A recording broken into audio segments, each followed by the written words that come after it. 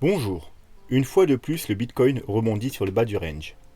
Est-ce juste un rebond qui finira comme tous les autres par nous emmener plus bas? Ou va-t-on enfin casser les grosses résistances qui nous bloquent depuis un mois? C'est ce que nous allons voir dans l'analyse du jour.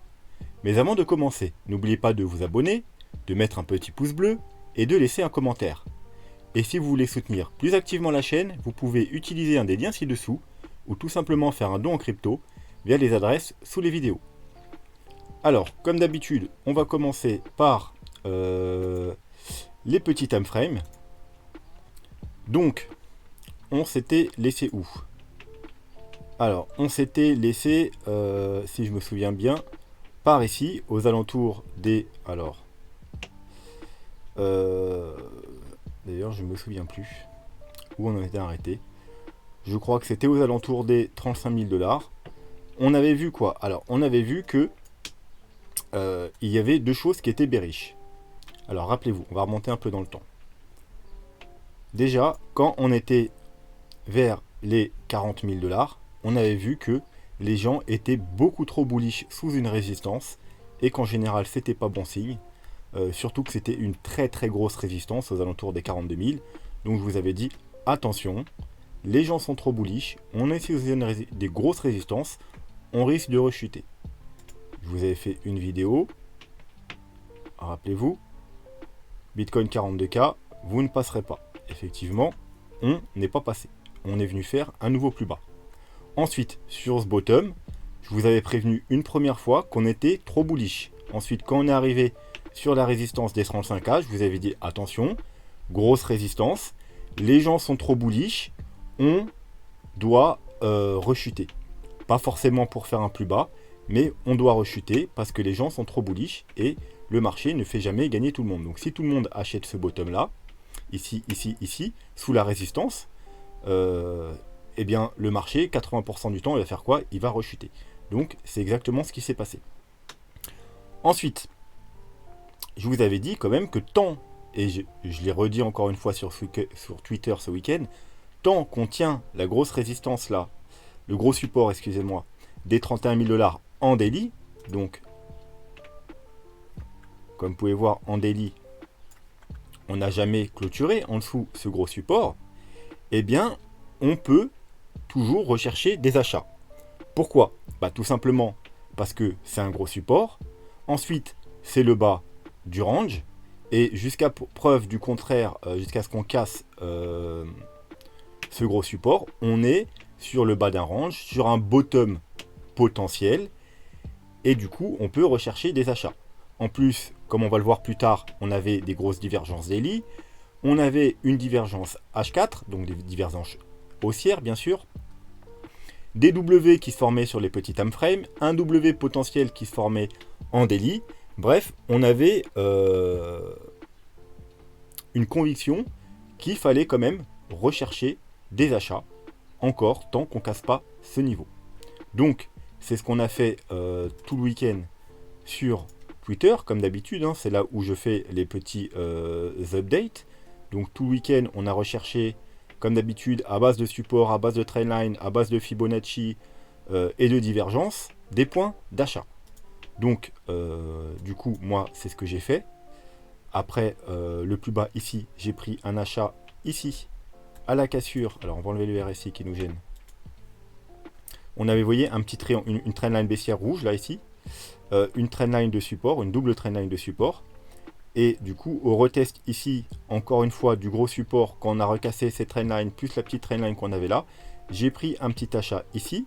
Et j'en ai repris un autre quand on a cassé. Vous voyez, ici, on avait une sorte de grosse résistance, là, qui nous formait un petit W en 1 heure, et bien à la cassure. Les deux rectangles verts. Donc les trades, comme d'habitude, que j'ai partagé. Doivent être bien plus haut, du coup, quelque chose comme ça. Donc il y a mon trade sur Binance que j'ai pris au 31 900, ça c'est le deuxième trade, et le trade sur KuCoin que j'ai pris un peu avant, donc du coup au 31 200. Donc ça c'est pour les petits time frames. Maintenant on arrive sur une zone clé, encore une fois, les 33 000 $, 33 500 $, encore une fois zone que je vous avais signalé en vidéo lorsqu'on avait été bloqué la dernière fois. Bitcoin 33K zone clé. Donc on a pour l'instant un petit rejet. Voilà. Alors, du coup, ce qui était bearish aussi, rappelez-vous, je vous avais dit, quand on arrivait sur les 35K, il y avait aussi le fait qu'on est toujours dans des mouvements en 3 quand on monte. Et 3 veut dire correction. Nous, ce qu'on veut voir, c'est des mouvements en 5. 1, 2, 3, donc un 3 qui va bien plus haut, 4, 5. Parce qu'on veut un mouvement impulsif. Un mouvement qui monte, c'est un mouvement impulsif. Pour l'instant, les mouvements en 5, on les a que sur la descente. On veut des mouvements en 5 en montée. Voilà. Et malheureusement, encore une fois, pour l'instant, alors on va s'enlever le graphique, vous voyez que c'est plutôt des mouvements 1, 2, 3, 1, 2, 3, et ça nous fait un gros mouvement 1, 2, 3. Pour l'instant, on n'a pas encore de mouvement en 5. Donc, c'est toujours bearish. Ça ressemble toujours à des mouvements correctifs et non à des mouvements impulsifs.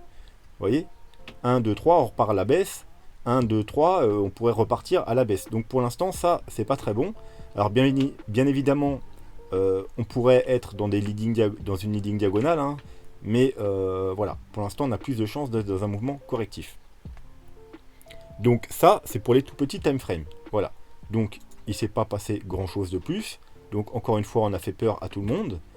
Et on repart un petit peu à la hausse. Maintenant, on va se concentrer sur quelque chose de plus intéressant, le H4. Le H4, et on va commencer par le RSI. Hop.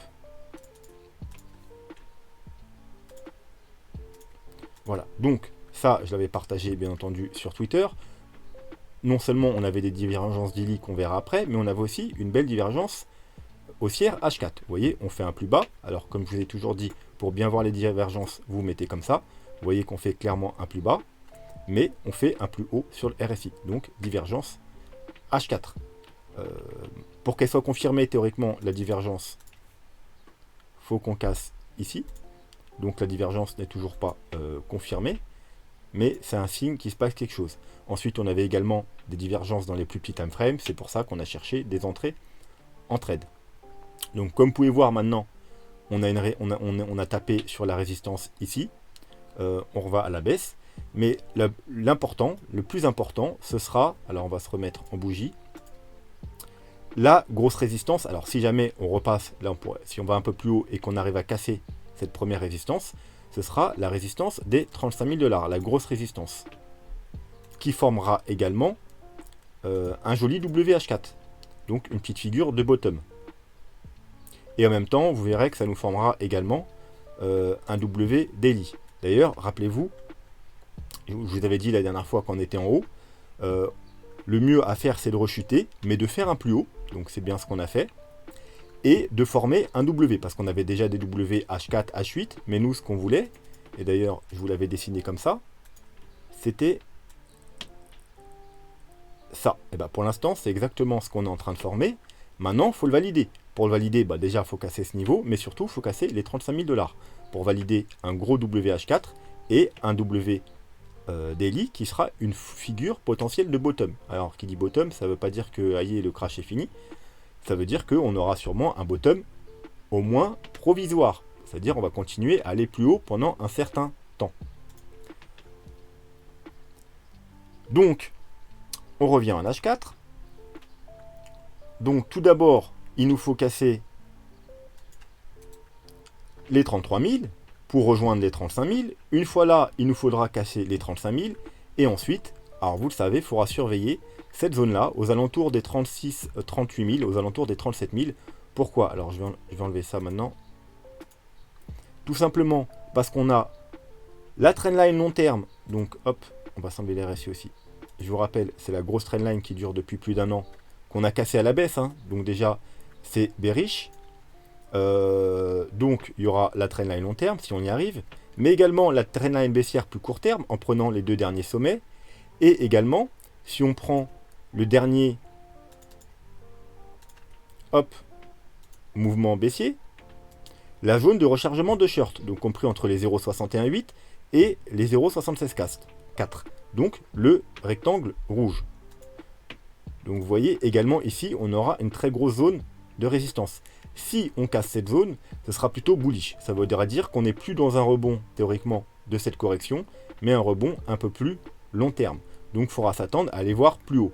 Bien entendu, il y aura le haut du range, au 40-42 000, mais comme je vous ai dit, si on arrive à passer cette zone, la zone de rechargement de short de ce mouvement-là, je pense que ce coup-ci, la résistance ne tiendra pas et qu'on ira voir un peu plus haut.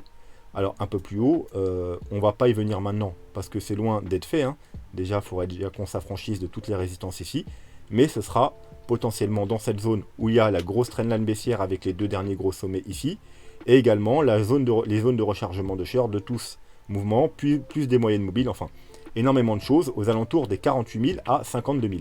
Voilà, mais pour l'instant ça sert à rien d'en parler parce qu'on en est encore très loin.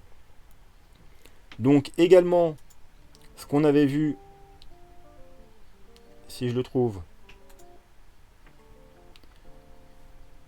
toujours en H4, le super trend, qui bloque également, mais il est également aux alentours des 35 000, hein, donc il renforce juste la résistance des 35 000. On a également, si je ne me trompe pas, quelque chose en Ishimoku. Alors, en Ishimoku, c'est plutôt bullish, parce qu'on a passé la Kijun, la Tenkan, et on est rentré dans le nuage. Alors, les nuages, en général, quand on pénètre dans un nuage, on a tendance à être attiré vers l'opposé du nuage, que ce soit à la baisse ou à la hausse. Donc, théoriquement, là, on devrait potentiellement rejoindre le haut du nuage. Mais encore une fois, il est vers les 35 000. Donc il ferait également résistance. Si par contre on passe au-dessus du nuage, donc ce sera plutôt bullish. Bon, déjà on aura cassé la résistance des 35 000. On aura validé un joli W. La divergence haussière H4 sera sûrement validée. Mais en plus, en Ishimoku, on sera au-dessus de tout. De la Tenkan, de la Kijun et également du nuage. Bien entendu, vous savez, à Ishimoku, pour valider tout ça, il faudrait que la lagging span, donc la blanche, passe au-dessus du cours. Voilà. Donc si on arrive à passer au-dessus du nuage, au-dessus des 35 000, que la Tenkan passe au-dessus du cours du prix, et bien tout ça, ça confirmera le côté bullish de la cassure des 35 000 $. Ensuite, au niveau du MACD, bon, bien, on est repassé bullish environ ici, donc sur cette bougie-là. Mais c'est du H4, hein. Comme vous voyez, en plus surtout dans un range, il y a énormément de signaux. Donc le H4, faut pas trop, je vous l'ai déjà dit, faut pas trop en prendre compte. Faut plus se concentrer sur les plus gros time frames. Donc en H8, on est toujours bullish pour l'instant. En H12, alors, si jamais on rebaisse là, parce que pour l'instant, on a eu une confirmation. Mais faut attendre la clôture. C'est-à-dire, hop, s'asseoir minuit, tout simplement. Donc 2h du matin, heure française. Donc pour l'instant, on a une confirmation, parce que regardez sur le stock RSI, on a croisé à la hausse, on est au-dessus de la zone de survente, et le MACD, on est en train de croiser avec une bougie verte. Donc confirmation. Mais la bougie n'est pas finie. Ça veut dire là, si on chute, la bougie va repasser rouge et on va décroiser. Donc il faut attendre, bien entendu, à minuit. Mais si minuit, enfin 2h du matin, heure française, on arrive à casser les 33 000, on aura une confirmation en 12 heures. Mais bien entendu, le plus important, et ça vous le savez, c'est la confirmation daily. Et ça, je pense qu'on l'aura seulement si on casse les 35 000 $. Ce sera encore une fois une confirmation haussière à la cassure des 35 000 $. Mais comme vous pouvez voir, pour l'instant, on est bearish sur le stock RSI, donc aucune confirmation. Et sur le MACD, eh bien, voilà, on est toujours bearish. Mais, par contre, ce qui est bien, alors on va s'enlever le graphique. On va se remettre en linéaire. Voilà. Alors, comme je vous ai dit tout à l'heure, je vous ai parlé tout à l'heure, on a divergence. Alors, on va quand même se remettre le RSI. Vous voyez, on fait des plus bas sur le RSI, sur le cours, on fait des plus hauts sur le RSI. Donc, on a depuis un moment des divergences haussières sur le RSI. Donc, c'est pour ça qu'on a un ralentissement en fait de la force de vente. Mais on peut voir également ces divergences sur le stock RSI, vous voyez, un plus bas et un plus haut, et une grosse divergence sur le MACD. Vous voyez que là, on est très bas, et là, on est beaucoup plus haut. Alors que le prix, il fait des plus bas. Donc, si on repasse bullish en daily, en plus, on confirmera cette divergence haussière en daily sur le MACD. Donc, voilà, la cassure des 35 000 $, ça sera vraiment très bullish. Vous voyez, on confirmera un joli W. Donc un bottom provisoire. Et on ira sûrement rejoindre, si on passe les 37 000, le haut du range, puis normalement beaucoup plus haut. Voilà, donc je vais lire mes notes comme ça, je vais rien oublier. Ok. On va se remettre en bougie. Pas les bougies creuses, les bougies classiques. On va s'enlever les indicateurs. Rappelez-vous, pourquoi on cherchait également des achats? C'est parce que on tient compte quand même, au cas où, que ce serait pertinent, du schéma de Wyckoff. Et d'après le schéma de Wyckoff, on avait vu quoi lors de la dernière analyse? Que on devait rechuter pour aller retester, parce que normalement on est dans cette phase-là ici. Hein. Vous voyez, le plus bas qu'on a fait, c'est le bottom qu'on a connu. Donc ici, on serait le bottom de la phase C, donc ici. Et après le bottom, on devait revenir rechuter et tester aux environs du point B. Donc c'est exactement ce qu'on a fait. Le point B, il est là, et on a retesté aux environs du point B. Comme je vous avais dit dans la dernière vidéo, on va pas tester pile le point B, ça doit être aux environs. Et on est venu tester aux environs. Vous voyez, la clôture s'est fait là un peu au-dessus, mais la bougie est venue un peu en dessous. Donc aux environs du point B. Donc pour l'instant, tout se passe bien dans ce schéma, mais maintenant, il faut remonter. Une fois après, on recorrigera un petit peu encore, donc peut-être c'est ce qu'on est en train de faire maintenant. Et ensuite, par contre, on veut voir des plus hauts, des plus hauts, des plus hauts, des plus hauts. Et bien entendu, ensuite, on veut casser, vous voyez, cette grosse zone. Donc ce sera le haut du range, donc les 40-42 000, et continuer à monter. Et je vous ai mis un petit, voilà, un Wyckoff, mais en vrai. Donc c'est sur Apple, vous voyez. Là, théoriquement, on aurait fait le plus bas ici, donc c'est la phase C. On est monté, on reteste, vous voyez, parfaitement là, le point B. Et normalement, à partir d'ici, on doit monter, on doit monter, on doit monter. Et on ne doit plus voir des mouvements 1, 2, 3. Vous voyez, c'est ce qu'on voit en ce moment sur le Bitcoin, donc des mouvements correctifs, mais des mouvements en 5. 1, 2, 3, 4 et 5. Voilà, c'est ça qu'on veut voir sur le Bitcoin. Donc si on a bien trouvé le point C ici, et que là, ce week-end, on a bien fait le retest du point B, maintenant, on veut voir le Bitcoin monter, casser les 35 000, casser les 37 000, et casser, bien entendu, le haut du range, pour continuer à monter. Voilà, donc ça c'était pour Wyckoff.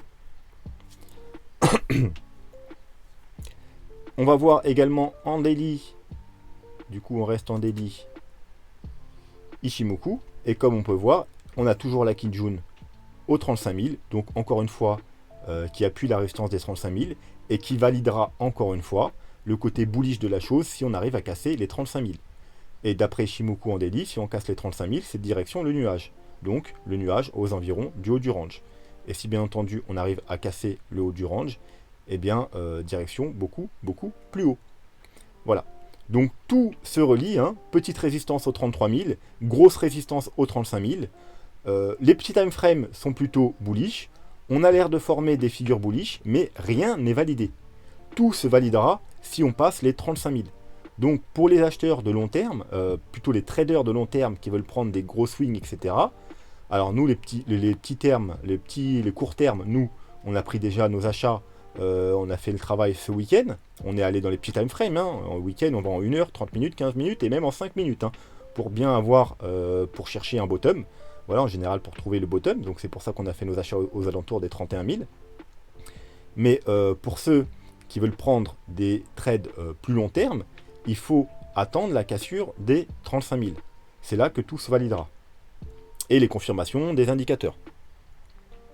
Donc je rappelle également que ce qu'on veut voir sur le RSI, et ça je vous le répète depuis 3 mois, hein, je vous le disais déjà ici. Hein, ici je vous disais, si vous voulez aller plus haut, il faut avoir les confirmations. Et les confirmations, c'est toujours celles que je vous donne aujourd'hui.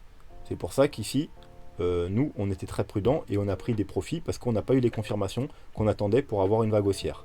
Les confirmations, je vous le rappelle pour ceux qui sont nouveaux sur la chaîne, c'est déjà sur le RSI. On veut casser, je vais le mettre en rouge pour que vous voyez que c'est baissier, cette trendline baissière. Elle est en cours depuis le début janvier, donc depuis ici.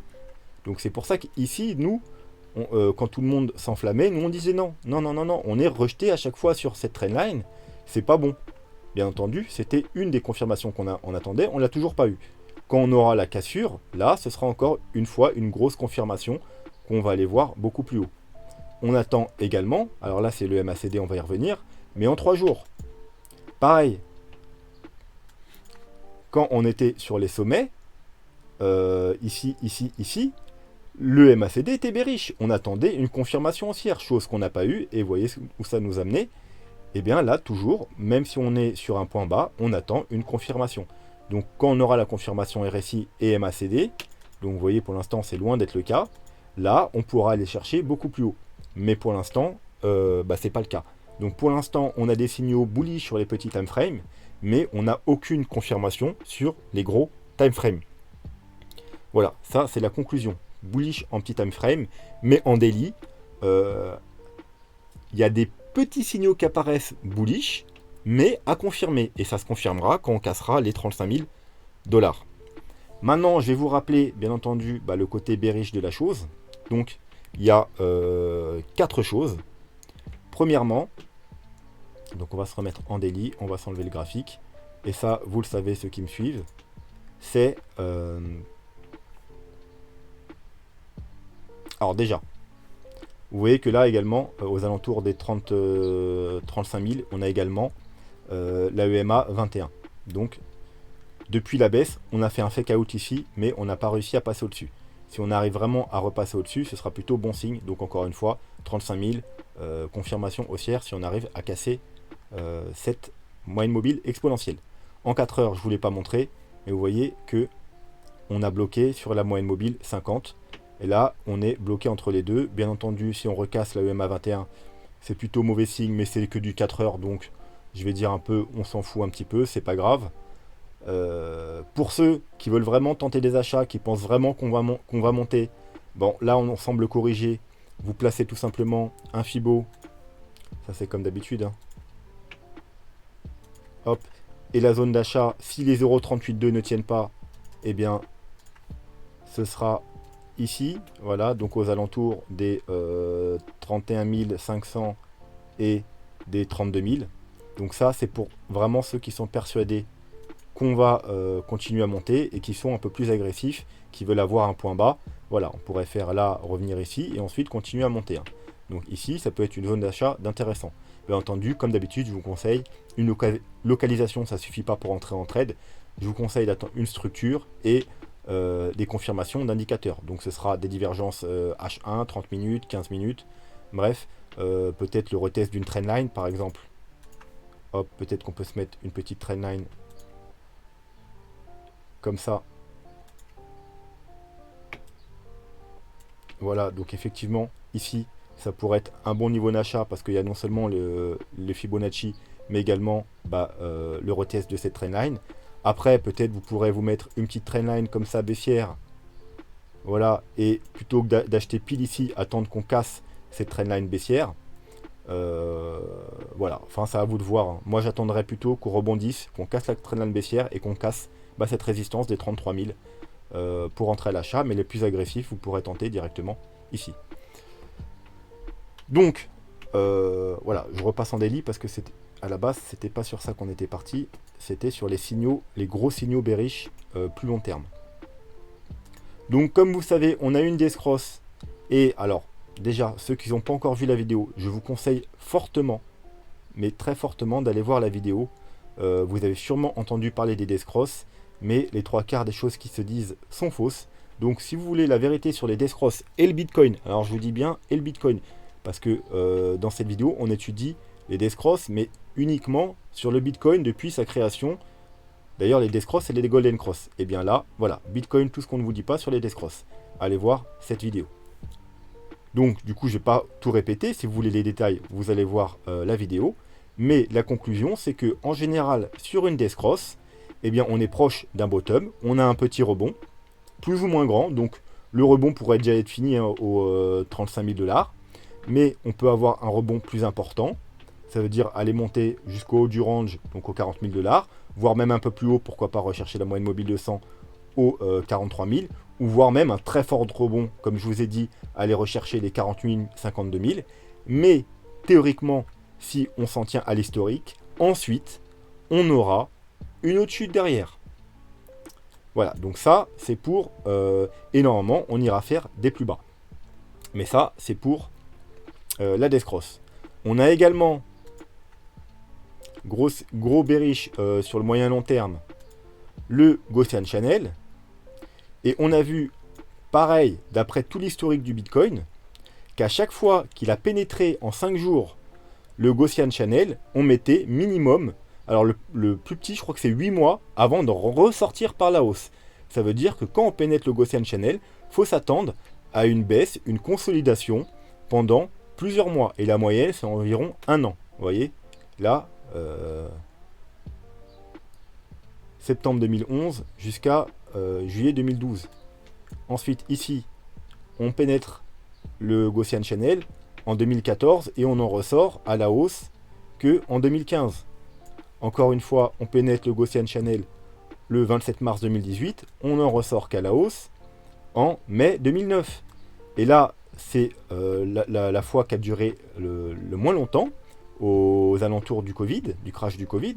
On y a pénétré le 15 février 2020 et on y en est sorti le 26 juillet 2000.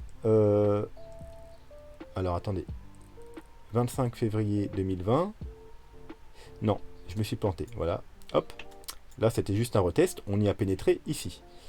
Je me disais aussi, c'était pas long. Le 7 novembre 2019. Et on en est sorti en juillet 2020. Donc ça fait quelque chose comme... Alors juillet, août, septembre, octobre, novembre. 8 mois, voilà, c'est bien ce que je disais. Et là, 8 mois, c'était la plus courte période qu'on a mis pour ressortir du Gaussian Channel en 5 jours. Donc, vous voyez, encore une fois, on a pénétré ce canal. Donc, d'après l'historique, encore une fois, je le répète, c'est pas parce que quelque chose s'est produit une fois, 2 fois, 3 fois, 4 fois que ça va forcément se reproduire. Les probabilités nous disent, oui, il y a fort de chances que ça se produise. Pareil pour la Death Cross, on a eu 5 ou 6, peut-être plus, 5, 6, 7, 8, 9, 10 Death Cross. À chaque fois, ça nous a donné sur le plus long terme un plus bas. Mais on n'est pas à l'abri d'une exception. Ça peut être, il y a une première fois à tout, ça pourrait être la première fois qui l'exception qui confirme la règle. Voilà, pourquoi pas. Mais jusqu'à présent, la Death Cross et le Gaussian Channel nous ont annoncé des plus bas et une correction qui durait plus longtemps. Voilà, donc au moins plusieurs mois. Ensuite, oui, n'oublions pas, et ça j'en parle depuis un mois, on a été sauvé beaucoup de fois, mais là je crois que, à moins qu'on ait un fort rebond d'ici ce soir, ça va être cuit. Encore une fois, le super train en weekly, en bull market, eh ben, le super trend weekly il est positif, ça veut dire on est au-dessus du super trend, il est en vert. En bear market, on est en dessous, on est en rouge. Bull market, on est en vert. Quand on passe en dessous, rouge, bear market. Bull market, on est en vert. Bear market, on est en rouge. Bull market en vert, bear market en rouge. Bull market en vert. Donc, on l'a sauvé ici, parce qu'on a faut clôturer en dessous. Hein. Une fois, 2 fois, 3 fois, 4 fois. Mais cette semaine, si avant 2h du matin, heure française, on ne repasse pas au-dessus des 33 700, je crois, c'est ça le chiffre exact, eh bien, le super trend passera en rouge. Et donc, encore une fois, d'après l'historique, comme la Death Cross, comme la Gaussian Channel, il faudra s'attendre à une correction beaucoup plus long terme. Et là, on parle de long terme. Ça ne veut pas dire qu'on ne peut pas avoir un rebond sur le court terme qui nous emmène aux 48 000, 52 000, 45 000, 40 000, peu importe. Là, on parle du long terme. Vous voyez bien que, par exemple, ici, quand il est passé rouge, on a eu un gros rebond par la suite, juste après. Et un gros rebond de 96%. Donc, et pareil pour le Gaussian Channel et pour la Death Cross. Justement, la Death Cross, en général, nous annonce un rebond. Donc, là, je ne parle pas du court terme, je parle du long terme. Ça veut dire dans les mois à venir, dans l'année à venir. Théoriquement, la Death Cross, le Gaussian Channel et le Super Trend, si ce soir on clôture en dessous des 33 700, eh bien, nous annoncera également que sur le long terme, on ira voir plus bas et que la correction va durer beaucoup plus longtemps. Donc plusieurs mois.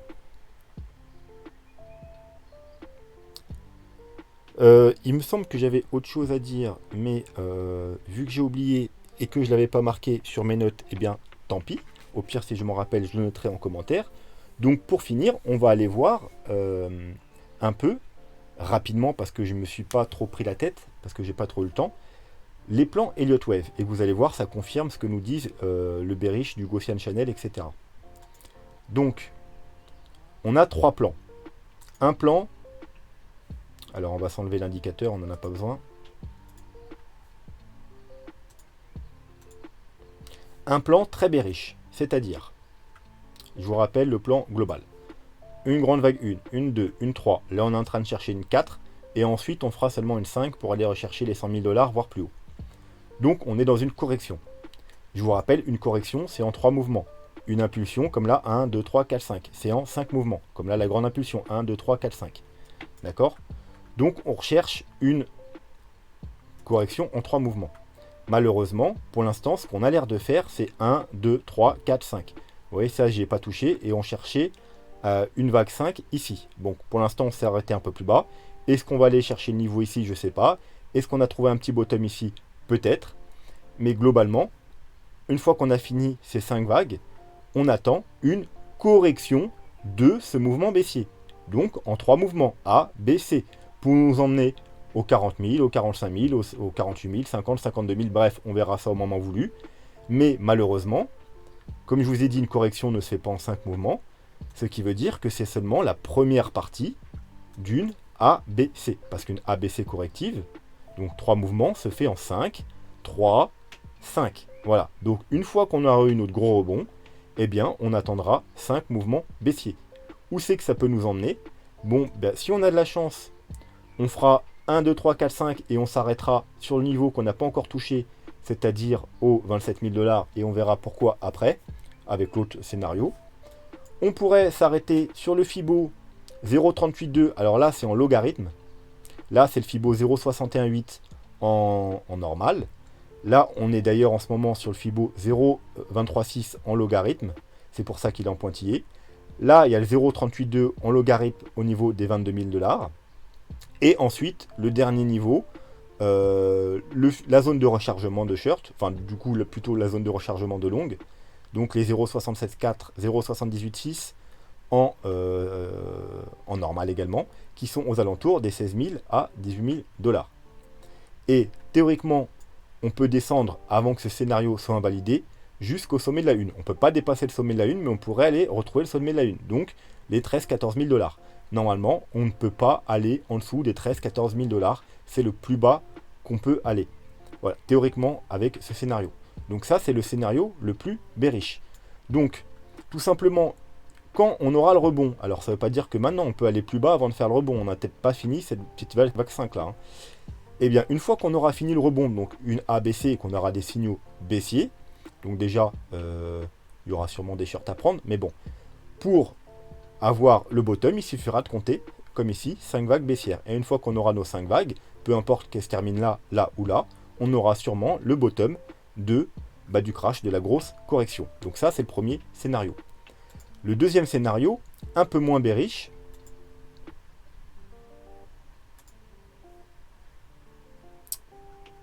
Ok, donc il ne s'est pas enregistré. Tant pis. C'est tout simplement... Alors est-ce que... Non, je dois avoir deux graphiques verts. Voilà. Donc, c'est une WXY. Et une WXY, c'est 3, 3, 3. Donc là, on aurait déjà fait une ABC pour faire un W. Là, une ABC pour faire un X. Et là, on cherche une ABC pour faire un Y. Donc ce scénario nous, théoriquement, donne également des plus bas, mais on n'ira pas normalement ici ou ici. Enfin, sûrement pas ici, peut-être ici à la rigueur. Mais vous voyez qu'on a déjà fait une A. Là, on cherche une B. Donc, est-ce qu'on l'a déjà trouvée là? Ou est-ce que elle va monter un peu plus haut? et que là on fait juste une A, B, là regardez, on cherche la C, parce que celle-là aussi elle doit être en 3 mouvements, donc est-ce qu'on a fait 3 petits mouvements internes, là c'est fini, et on va directement là rechuter pour aller chercher la C, peut-être faire la première vague, 1, 2, 3, 4, 5, rechercher la C. Est-ce que la B n'est pas finie, le rebond n'est pas fini, on va aller rechercher une fois de plus, par exemple les 40 000 $. Alors là après on peut se mettre un Fibo, hein. La X, hop. Voilà, donc là pour l'instant on a été chercher les 0,5, hein, donc ça pourrait être déjà fini. Est-ce qu'on va aller rechercher les 0,618 aux 36 000, ou voire même la zone de rechargement de short aux 38 000, et ensuite rechuter pour finir la C? Bon bah ça, seul l'avenir nous le dira. Mais globalement, on cherche une ABC, et une fois qu'on aura trouvé le haut de la B, eh bien on aura une petite C, et là on peut vraiment faire un plus bas, pas trop plus bas que celui-là, donc aller rechercher la zone qu'on attend aux alentours des 27 000, et ensuite, eh bien, la correction sera finie. Donc, scénario légèrement moins bearish. Alors, je vais quand même vous dire pourquoi cette zone est importante. Alors, non seulement on a les 0,618, vous savez que c'est un des Fibos, peut-être même le Fibo le plus important, mais également, alors on va s'enlever ça, et on va se mettre en mensuel, et on va se mettre les moyennes mobiles, et vous voyez qu'on a quoi ici? On a la moyenne mobile exponentielle 21 en mensuel, et elle est également au niveau des 26 000 $. Voilà, en plus elle continue à monter un petit peu, donc alors là, plus précisément, elle est aux 26 000 $. Voilà, donc aux environs des 26-27 000 $. Donc zone très importante. Donc on pourrait aller ici et voilà, ne pas aller plus bas. Voilà pourquoi cette zone-là, c'est une de mes targets favorites. Ensuite, du coup, on va passer sur le dernier scénario, le scénario le plus bullish. On va se renlever ça. Voilà, bah, le scénario le plus bullish, ce serait tout simplement une ABC, donc ABC. Vous voyez, en gros, c'est la ABC de la WXY, sauf qu'il n'y aura pas de XY derrière. Ce sera ABC et fini. Correction terminée. Donc d'ailleurs, je vous avais mis un carré vert. Donc là, on serait dans la zone d'achat, hein, entre le Fibo 0,5 et le Fibo 61,8. Et d'ailleurs, c'est potentiellement terminé. On pourrait déjà avoir fini. Ou aller un peu plus bas pour rechercher parfaitement les 0,618. Mais théoriquement, on ne devrait pas aller plus bas que les 0,618. Parce qu'après, ça nous ferait vraiment une baie vraiment très très très grande, hein. Déjà là, elle est de taille, de belle taille, hein, par rapport à la A. Donc voilà, je ne m'attends pas dans ce scénario à ce qu'on aille beaucoup plus bas. Donc A, B, C. Et là, on est en train de chercher le bas de la C. Si on ne l'a pas déjà trouvé par ici. Voilà. Donc ça, c'est le scénario le plus bullish. On est dans une zone de bottom. On a fait une petite correction en ABC. La correction est finie et on peut remonter. Malheureusement, le problème avec ce scénario, c'est que déjà, vous voyez qu'on a une très grande baie. Bon, ça, c'est pas vraiment un problème. Mais au niveau du RSI, ça ne correspond pas. Parce qu'une ABC, je vous rappelle, c'est en 5, 3, 5. Alors là, si on va dans les petits time frames, on peut bien compter 5 vagues. Hein, on peut aller en 4 heures. On peut bien compter 1, 2, 3, 4, 5 avec une divergence au niveau de la vague 5. Donc c'est ce qu'on veut. On a bien une petite 1, 2, 3, 4, 5. Là, on a bien une 1, 2, 3. 1, 2, 3. Donc pour l'instant, tout va bien. Mais malheureusement, dans cette vague C, 1, 2, 3, 4, 5, j'arrive pas à les compter. Voilà. 1, 2, 3. Moi, je compte plus 1, 2, 3. Alors, effectivement, on pourrait être dans une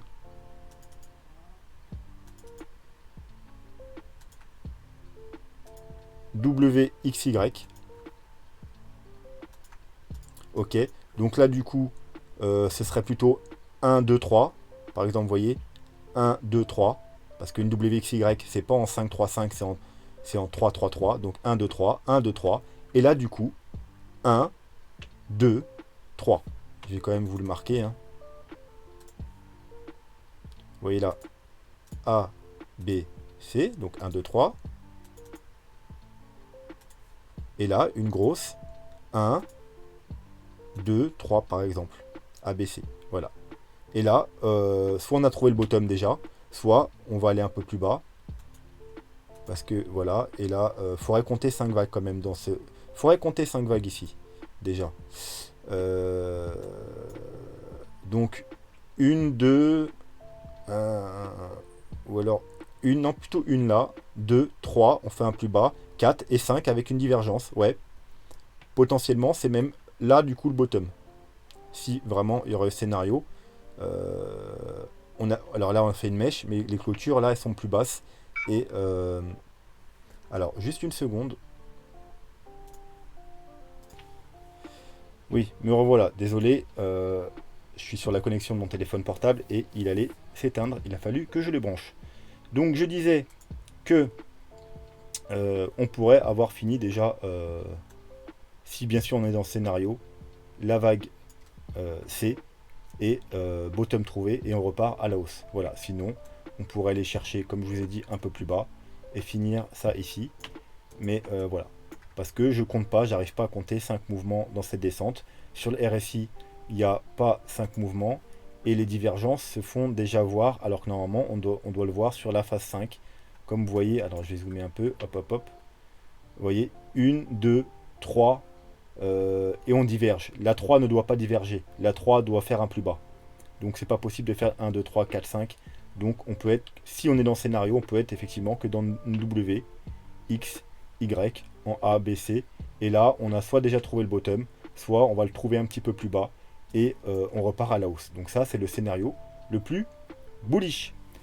Voilà, ce sera tout pour aujourd'hui. Soyez prudents si vous en prenez des trades. N'oubliez pas de bien placer vos stops. Pour ceux qui veulent faire des achats un peu plus, des trades un peu plus long terme, eh bien, ce sera déjà si on casse les 33 000, mais surtout si on casse les 35 000.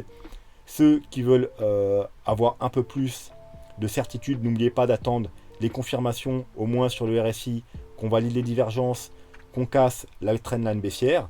Et ceux qui veulent vraiment attendre plus de confidence, attendez le MACD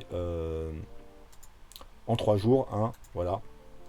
Et puis, ce sera plutôt pas mal. Mais déjà, si on casse les 35K sur du court terme, ce sera vraiment très bullish, comme on a pu le voir tout le long de cette vidéo. Voilà, sur ce, bien passez une bonne soirée, une bonne nuit ou une bonne journée, ça dépend quand vous allez voir la vidéo. Et moi, je vous dis probablement à demain. Sur ce, je vous laisse ici. Tchuss!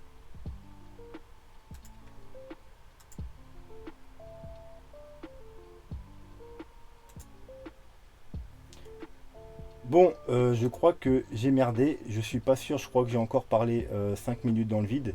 Alors, je suis même pas sûr et je peux pas vérifier parce que je peux pas couper et regarder. Donc, bref, vous aurez peut-être en double la fin ou pas. Donc, je vais essayer de conclure rapidement. Donc, je répète ce que j'étais en train de dire. On est potentiellement dans la fin d'une WXY. Voilà. Et là, on a potentiellement trouvé le bottom. Sinon, on ira un peu plus bas. Probablement, donc encore une fois, rechercher les 27 000 avant de rebondir. Voilà. Ça, c'est le scénario le plus bullish. Donc, la WXY en ABC, ABC, ABC. Et là, on a potentiellement trouvé le bas de la C. Mais voilà. Donc, en tout cas, ça peut pas être une ABC parce que je ne trouve pas 5 mouvements baissiers dans cette zone-là. Puisque sur le RSI, on a déjà une divergence ici. Donc, 1, 2, 3. On ne peut pas diverger sur la 3. On doit faire un plus bas. Donc, c'est forcément, si on est dans ce scénario-là, une WXY. Et là, on est potentiellement sur une zone où on a trouvé, où on va bientôt trouver le bas de la C et la correction sera terminée. Bien entendu, c'est pas ce que nous disent, c'est pas le scénario à privilégier, c'est le plus bullish, mais c'est pas celui à privilégier parce que d'après tout ce que je vous ai dit dans la vidéo, le Gaussian Channel, la Death Cross, le Super Trend ce soir qui va sûrement, probablement être bearish, eh bien, faut s'attendre à une correction beaucoup plus longue. Alors bien évidemment, ça pourrait quand même marquer un bottom provisoire pour faire un rebond. Donc effectivement, on pourrait avoir une WXY finie là et ou un peu plus bas, mais ce serait peut-être que la première partie d'une ABC beaucoup plus grande ou quelque chose comme ça. Donc on a peut-être un bottom provisoire, mais en tout cas, l'historique du Bitcoin nous dit que la correction sera potentiellement beaucoup plus longue. Donc encore plusieurs mois. Mais bien entendu, on aura probablement avant, soit maintenant, soit un peu plus tard, pourquoi pas après être recherché les 26-27 000 $, un gros rebond pour après aller chercher plus bas. Donc quoi qu'il en soit, soyez prudents. Si vous prenez des trades, n'oubliez pas vos stops. Sur ce, je vous souhaite une bonne soirée et je vous dis à demain. Tchuss!